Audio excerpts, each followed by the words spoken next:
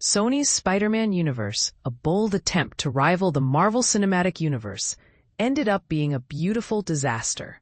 With a vision to create a cinematic universe centered around Spider-Man characters, the SSU lasted a mere 6 years, starting with Venom and ending with Kraven the Hunter. But here's where it gets controversial. The SSU failed to capture the essence of a Spider-Man universe without Spider-Man himself. Out of 6 films, 5 were critical and commercial flops. However, Sony had the potential to turn things around with some well-chosen spin-offs, focusing on characters that audiences actually cared about. One such character is Black Cat, a fan-favorite anti-hero and a cat burglar with a unique charm. Felicia Hardy, aka Black Cat, has an intriguing backstory and a playful personality, making her a versatile protagonist. Sony reportedly had plans for a Black Cat spin-off, possibly teaming her up with Silver Sable, but these plans were scrapped along with the rest of the SSU. A Black Cat solo project could have been a hit, offering a fresh and exciting take on the Spider-Man universe. And this is the part most people miss. Agent Venom, a character with a compelling backstory, could have been the hero the SSU desperately needed. In the comics, Flash Thompson, Peter Parker's former bully turned best friend, becomes Agent Venom after bonding with the Venom symbiote.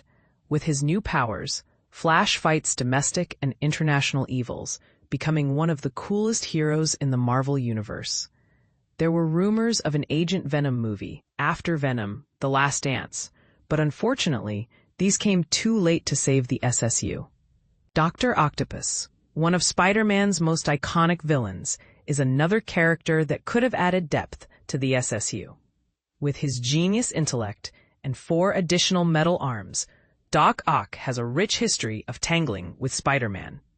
Sony's decision to focus on lesser-known characters like Morbius and Madam Web is puzzling, especially when they had access to such an iconic villain. A solo film exploring Dr. Octopus's villainous origins would have been far more intriguing than the D-list villains Sony chose to bring to life. Spider-Woman, a member of the Spider family, could have been a central figure in the SSU. Jessica Drew, with her powers and skills similar to Spider-Man, operates in a different world, having a complex history with Hydra. Even in a darker world like the SSU, Spider-Woman could have been the perfect protagonist, offering a unique perspective. Sony missed an opportunity to showcase a character who deserves more recognition. The Green Goblin, Spider-Man's scariest and most iconic villain, has an expansive legacy that could have built an entire franchise. With options like Norman Osborn, Harry Osborn, or even the Goblin copycats, the SSU missed a chance to explore this complex relationship. The intense dynamic between father and son could have created an emotionally rich and tragic story, something the SSU lacked. Silver Sable, the princess of Symkaria and leader of the Wild Pack, is another underrated supporting character. Her adventures as an international mercenary, fighting terrorists and dictators, could have been a thrilling spy genre film. Audiences would have embraced a story about Silver Sable and her team, especially with her complex relationship with Spider-Man. Kraven's Last Hunt, a seminal storyline in the comics, could have been a far better representation of Kraven the Hunter than Sony's lackluster origin story. The film's attempt to make Kraven a hero fell flat, missing the mark on capturing the character's essence. A film based on Kraven's Last Hunt could have been a dark and tragic masterpiece, doing justice to the character's descent into madness. Sony could have exchanged Spider-Man for the Scarlet Spider, Ben Reilly, a popular Marvel character who deserves more screen time. As a clone of Peter Parker, Reilly becomes the Scarlet Spider, following in his predecessor's footsteps.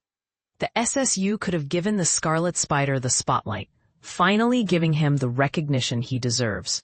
Maximum Carnage, a storyline from the comics, could have elevated the character of Carnage, one of Marvel's deadliest villains. The film Venom, Let There Be Carnage, loosely based on this storyline, disappointed fans by toning down Carnage's brutality.